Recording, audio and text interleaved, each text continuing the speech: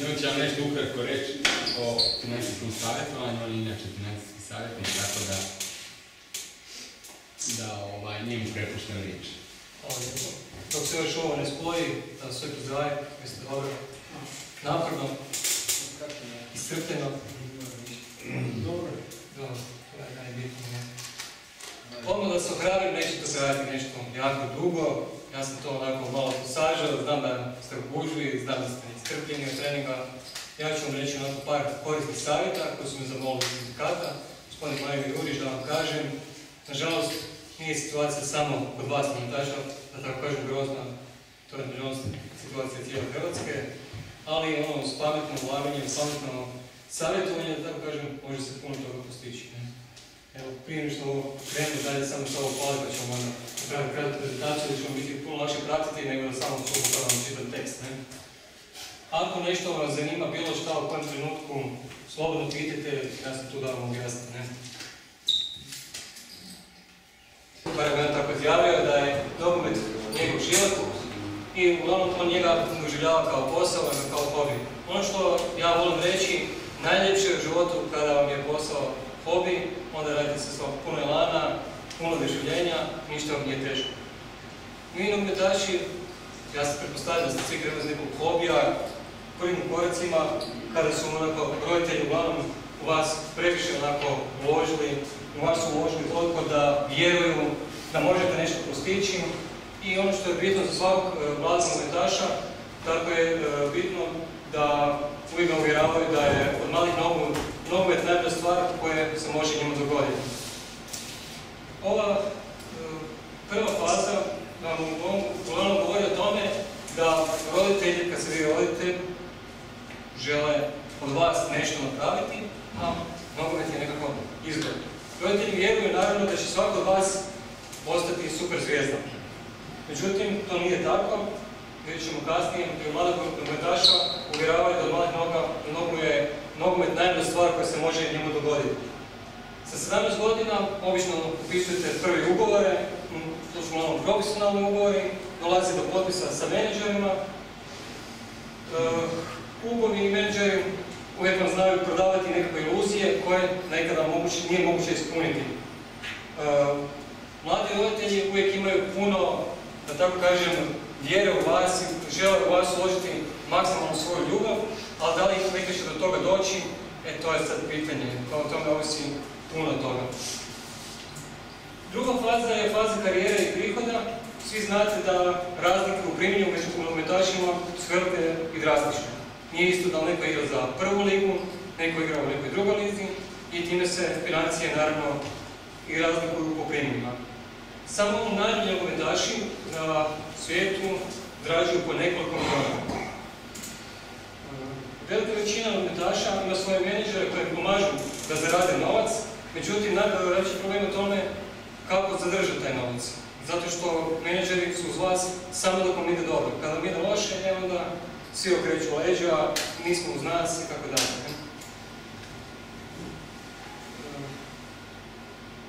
Da li ste znali da samo 10% nogometaša, ne samo u Hrvatskoj, nego u cijelom svijetu, ima svoje savjetnike u financijama koji mu pomažu da očuvaju taj novac?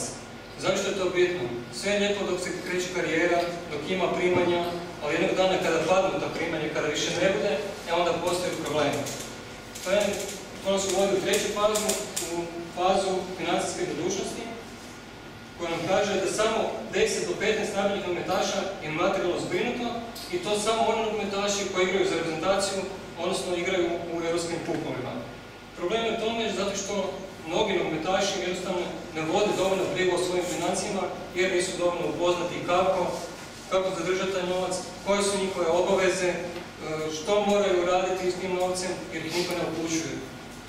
Tu je rekao isto, mnogima novac stoji kroz prste kao voda, znači ne zadržavaju ga. Mnogi nogometaši jednostavno potroše taj novac ili ga investiraju na krivu stranu, slušajući različite savjete, različitih menadžera, različitih savjetnika koji kažu uloži u ovo, uloži u ono, a što je za njega bitno, to niko ne vodi brigu.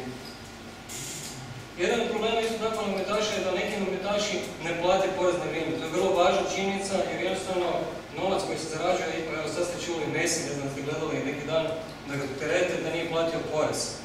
A svi mi volimo imati novac na prvu, I obaveze su obaveze. Znači, taj princip je jako bitan da se porez, naravno, mora platiti, ne sad. Naravno, na toga svi mi živimo i moramo nekako zadržati taj novac. Evo ono što je Mario rekao, ja sam mislio za ukupno jedan podatak, da nesigurna financijska budućnost prijeti više od 20% trenutno aktivnih nogometaša po končinu njihove karijere. Ovo je podatak od udruge profesionalnih nogometaša u Njemačkoj. Znači, ako jedna Njemačka tako govori, onda znate kako je nažalost kod nas. 100%. Ali za ovaj podatak, samo da kažem, ovo nije problem niti države, nego je problem krivih poteza koje nažalost mladi ljudi rade. Samo zbog toga, zato što oni imaju novca na krpi, misle, sad smo kraljevi, sad imamo sve, ali karijera se okrene, onda novac više. Nije poanta ima krpi novaca, poanta je novac kada dođe pametno investirati dalje. Znači ono, zato kažem da sve to... Pa zato treba znati kako izreći neke stvari, to smo da vam pomognemo, ne? Evo ovo što sam sad rekao, vodi sam upravo zbog tog razloga, zato što vas želim upozoriti da se čuvate raznih menadžera i različitih savjetnika koji su zainteresirani samo za vas dok vi zarađujete novac. Onog trenutka kada vi prestanete zarađivati, onda jednostavno krenu vam leći. Mi smo ovdje da vas hrabrimo i da vam kažemo da štedite za budućnost dok je vrijeme. Jer poslije kad završi karijera, nažalost ide kraj. Jedna mala pametna rečenica. Sve u štednji umjerenom trošenju. Nije poanta štediti ogromnim svojstvom novca. Svi misle, joj, treba mi, ne znam, toliko i toliko tisuća kuna da bi nešto štediti. Sa malim iznosima, s pametnom ulaganjem, uz dugoročno ulaganje može se jako puno štediti.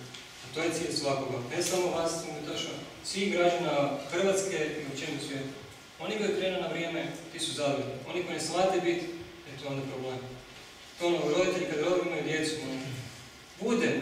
budemo sa ovoliko godina, onda ostaje već kasno. Onda se zgubi i novac i sve ostalo. Znate sami da vas svaki dan na hrvatskom tržištu općenito bombardiraju sa različitim reklamama, govorima, mi smo najbolji, mi nudimo za vas najbolje rješenje i svi vam nude nešto što je za najbolje. Sad, koliko je to najbolje za vas, to je za drugo pitanje.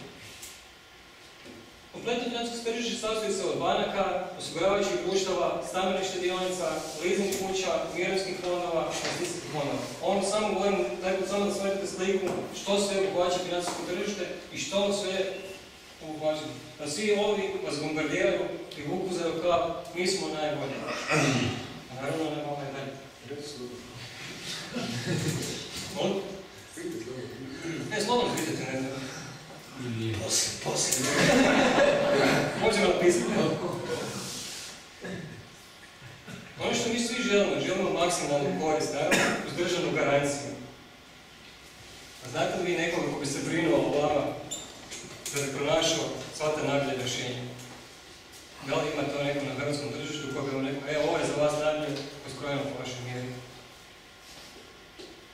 Upravo zbog toga sam ja tu, sa strane OFB-a, Alt Finance. On je prvi uočio da se sve financije stavi pod jedan krov, odnosno da za vas se traži najbolje rješenje. Znači da se traži rješenja na području financija koje su individualno za svakog od vas. Znači mi ne gledamo interes nikoga, mi gledamo isključivo interes vas, da vama pomognemo, da vama uštedimo, da vama savjetujemo kako s novcem, kako porez, kako ostalo smo pitanje riješiti.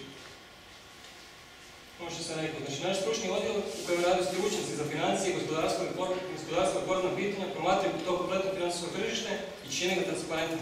Drugim rečima, čine ga dostupnim za vas, da vam bude sve jasno i da vam bude sve pregledno. Znate, kad dođete u banku pa vam govore nekakve stvari koje o čemu on priča, a je, on to jasno je, onda se potpiše, onda porez piše, nema. Mi tu vama kažemo onako kako treba biti, da ne možete to shvatiti.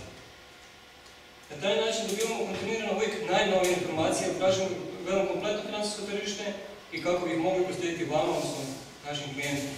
I za vas traži najbolje rješenje. Samo mali kratki pregled, osnovali smo 70. u Njemačkoj, od 99. smo u Hrvatskoj. U 2006. odlazili OFB na francusku burzu, što znači da ima dionice. Dionice jako dobro kotiraju, nijedna još do sada nije prodana, da vam to sve nešto govori, koliko vrijede. Koliko dođe? Molim? Koliko dođe? Sad to. Poslovna tajna. Ono što nas htio nešto volimo se hvaliti da izdvajamo i za donacije. Ne znam da ste znali, hoćete staviti do sindikata ili? Molim? Hoćete sindikata? To je jedan naš dragi partner i s njim ćemo uvijek dobro sređivati. Nisam doniram, ne surađivati. Donirat ćemo, nije problem. To ćemo posle bar i ja. Ne znam da li se sjećate svjetskog prvenstva u rukometu 2009. kada je bilo u Hrvatskoj, OPB je bio glavni partner, odnosno glavni sponsor. Kako mi radimo, znači mi smo potpuno neovisni, znači mi ne progovaramo niti jednu financijsku instituciju, znači mi ne gledamo ničiji interes, niti jedne banke, niti jedne gospodarskog društva, niti jednog financijskog fonda, mi gledamo isključivo vašu korist i vaš interes. Ono što sam ovo prije rekao, znači gledamo interes klijenta, je za njega najpovoljnije rješenje. Glavni cilj je cjelovito financijsko savjetovanje u modelu All Finance. To što znači sve financije pod jednim krovom. Koliko vam bi trebalo vremena da odete u banku, pa odete u osiguravajuće društvo, pa u mirovinski fond, pa čekate tamo tako. U nama imate sve to u jednom, mi vam tu pružimo tu uslugu da možete od nas sve to riješiti u najkraćem mogućem roku, po najpovoljnijim uvjetima.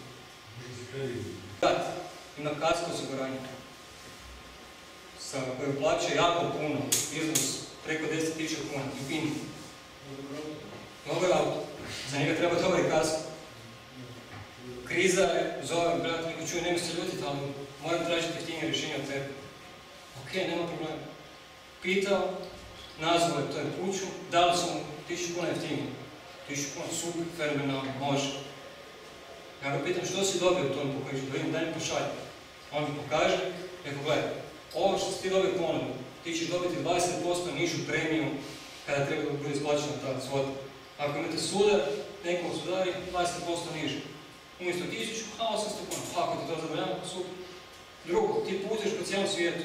Imaš samo ovo u sklopu Hrvatske. Pa nisam ja to znao. Ok, ajde pitaj koliko te dođe s tim da bude kako treba. 12.500 kuna. Ja kažem, gledaj, ja sam ti našao za 800. Kako? To je pregovaranje, tu nemamo moć. Mi smo tu da za vas radimo dobre uštede. To ljudi ne shvaćaju. Svi ne gledaju kroz, aha, nogometaš, taj ima para, taj će mi dati novce, taj će mi ovo. A niko ne gleda, taj nogometaš možda 6 mjeseci nije dobio primjer.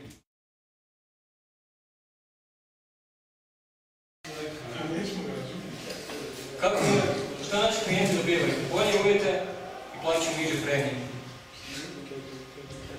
Što nam je odlučujući kriterij? Je otvornost, konkurentnost, sigurnost. Znači smo obratiti zašto. Djelotvornost, da vam je jasno. Znači da ćemo onako biti djelotvorni, da ćemo za vas uvijek se postaviti kako treba. Konkurentnost, da ćete biti sa cijenom time, da ćete dobiti najbolje moguće. Sigurnost, da iza toga svega što vam mi radimo stoji sigurna stvar, a ne da sad me vidite, a onda ko zna kad dovolite. Za klijenta uvijek tražimo ono što je bitno, znači pregled tržišta, izbor na tržištu, mogućnost usporedbe, znači da sve te produkte možemo usporediti, da li su to dobri, da li su loši, sve ostalo. Proizvod svaki koji mi nudimo našem klijentu je prilagođen svakom pojedinačno. Mi možemo ovdje generalizirati za vaš nogometaš, vi ste jedna skupina i vi ste, ali vaše individualne želje su individualne želje. Svako od vas žele, ne znam, danas imati dobar auto, ali biti nisu na moru. I ono što je bitno, s nama uštedujete novac i vrijeme. Ono što sam rekao, koliko bi vam trebalo vremena da obiđete sve institucije, da vam kažu koliko to košta, koliko vam to i pod kojim uvjetima. Ovo je vidite dole, sad ću pokazati sljedećem sam. Naš je cilj biti vaš partner po svim financijskim pitanjima. Znači za sve što vas muči po pitanju financijama da stojimo tu, da vam možemo pomoći. Kako radimo, svaki naš koncept individualan, izrađen uglavnom prema potrebama i željama samih klijenta. Znači ono što vi želite, radimo isključivo na taj način. Ništa vama ne namećemo, zajedno prolazimo i zajedno odlučujemo svim vašim pitanjima. Radimo po tzv. AB strategiji, tzv. analiza, savjet, besplatni savjet, odnosno servis. Da vas ja sad ne zamaram i ovaj slajd detalje, što je analiza, to je onaj prvi korak gdje se mi upoznajemo, ispitujemo koji su vaši ciljevi, vaše želje, vaše mogućnosti, jednom riječi upoznavanje. Znate, kad dođete kod doktora, da bi vam postavio dijagnozu za bolest, mora vas pregledati. Ali vas prije toga pošalje na par pretraga i onda vam da rješenje što je vaša bolest. Tako i mi u toj analizi prikupljamo kompletno sve vaše informacije, sve informacije koje nam ostavite su zaštićene i ne smijemo davati trećim osobama, to nas štiti. Znači, ako bi vaše informacije dali treće osobe, bilo kome, ti gubimo posao. Malo dalje ćete vidjeti po kojoj osnovi gubimo posao. Ja bih ovo preskočio, jer ovo nije toliko bitno. Ja ovo sam rekao u kratkim rečenicama, ali ono što je bitno, što je jedan vaš kolega rekao. Mi odrađujemo sastanke, isključivo smo mi koji smo licencirani od strane HANFA. HANFA je krovna institucija koja govori o financijama u Hrvatskoj. Ona kontrolira i naš sektor, i sektor banaka, i sektor osiguranja i sve ostalo. Ako nas krivo savjetujemo, mi možemo ostati bez licence. Svako od nas koji radi ovaj posao mora imati položenu licencu. Ja imam tu želju problema, možete vidjeti. I ako smo nešto krivo napravili, mi smo prvi na hrvatskom tržištu uveli da naši klijenti dobiju certifikat po zaključenom poslu. Ako klijent nije zadovoljan, može nas tužiti HANFA i mi možemo ostati bez posla. Ovo je naš krug. Znači, ne možemo se igrati s tim poslom. Za razliku u banaka, onda se sakriju za banaka. Znači, vidite, to je tako. Nikom ne govori ono, joj, pa, tome je pero preleko. Znači, to je jako bitno. To ne čini razliku, jer sam ja kod sličnih kolega koji radi ovaj posao, išao onako na brg da se ispitujem, pola njih nema licencu. To je ono žalost. Znači, svako vam može napraviti svašta, a onda poslije ne odgovara. Ono što ste vi pitali, svoje usluge ne naplaćujemo direktno, mi naplaćujemo direktno isključivo od tržišta, a ne naplaćujemo od klijenta. To je bitno. Znači, ova usluga koju mi vama nudimo je bez naplate. To je u Hrvatskoj tako. U Njemačkoj, naša matična slovnica, da tako kažem, naplaćuje. Hoćete pričati o kreditu, 100 eura, platite pa možemo pričati. Kod nas je još uvijek bez naknade. To je jedna stvar koju treba iskoristiti. Dobro će to tako biti? Ne znam. Za sada je to tako. Ulaskom u Europsku uniju, da li će se neke stvari promijeniti? Vidjet ćemo.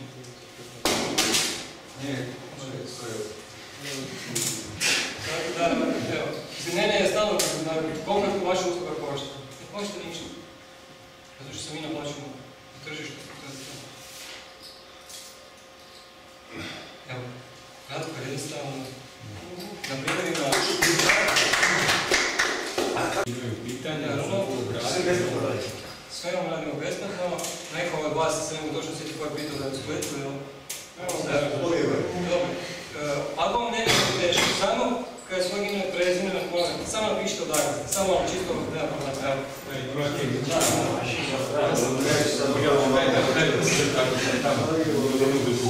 Praktički koji su na tržištu, ne možete od kasko osiguranja, od auto osiguranje, kasko osiguranje, osiguranje imovine, životno osiguranje, ulaganje, znači stambene štedionice, mirovinski fondovi i sve ostalo. Znači sve vam to je sa svim tim kompletnim na tržištu. Ja ću se samo nadovezati, ne radimo sa svima. Nemojte shvatiti da radimo sa svim bankama i sa svim osiguračnim društvima. Zašto? Zato što radimo samo ono koji su kvalitetni, koji su za naše klijente dobri. Ja ne bih sad htio govoriti o imenima, jer nije će biti, uglavnom su oni broj jedan brend. Imena nisu bitne, bitno je da to iz njih nešto stoji. I to je ono najbolja stvar. Svi oni se hvale, svi su oni dobri sad, tim i tim, ali kad treba nešto klijentu isplatiti, onda se svi skrivaju. A joj, nisam mislio ovako, nisam mislio ovako. Imao sam jedan par slučajeva gdje ljudi su zbog 50 kuna otišli negdje dalje, ali onda poslije, joj čuj Bojane, imaš li veze tamo? Nema. Pa ti si u tom, a jesam, u tom sam tako, ali ne mogu ja utjecati na tvoj ispod. Da si tvoj klijent, može sve. Evo, na primjer, jedan primjer moj. Ja sam župak primjer, bio sam profesionalni nogometaš i osigurao sam se od profesionalne odbrane. Bila mi premija, godišnje sam plaćao 300 eura. I onda sam se odredio, isto tako imam osiguranje. Došao sam sad kako tražio sam da mi se da naknada za tu operaciju, koljena i to sve. Onda su oni našli nešto sitnim svojima dole, nešto su se izvukli, tako da praktički nisam mogu ništa napraviti. Sad ću vam reći, ja ne sam To me interesira, kako to se može dogoditi, znači da ti, ako ti plaćaš znači premiju, da te on ne mora ništa isplatiti. Zašto? Sad ću vam reći ovaj premiju, ne znam da ste čuli svi tamo u zadnjim premijima. Da. To je problem 90% ljudi koji vam rade taj posao kao zastupnik. Radi vam da vam nešto uvale, da tako kažem. Oni će vam reći, ma bit će i ovo pokriću. Nije poanta u tome, nego poanta da se napravi taj nekakav proizvod, kakav god on bio, po želji, kako on želi. Ljudi koji rade osiguranje, ja sam bio nekada osiguranje kad sam prešao ovdje, boje se zbog premije. Jer ako ja kažem, Mario, nije ti 300 eura, za ono što ti tražiš je 500, onda će reći Mario, kraja, idem ja dalje.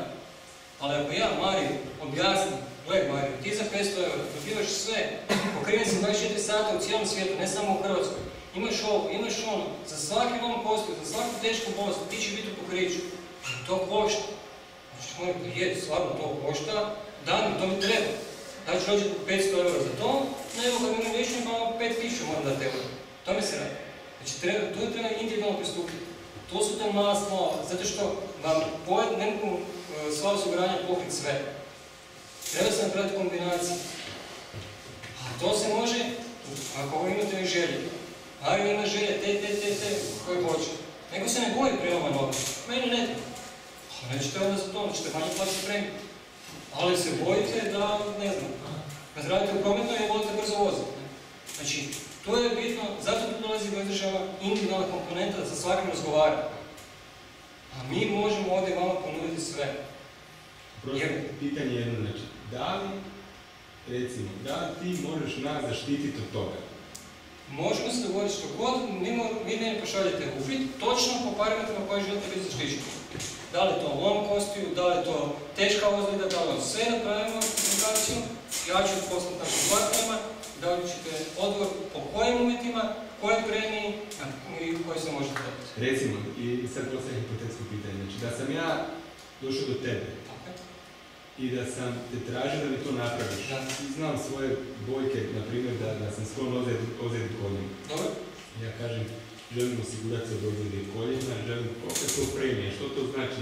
Da li se mogu na takav način razgovarati? Znači, mi postoje nešto što su svoje univerzalni cjenici i da su univerzalni gdje se neće gledati samo koljena, već se kao ozljeda.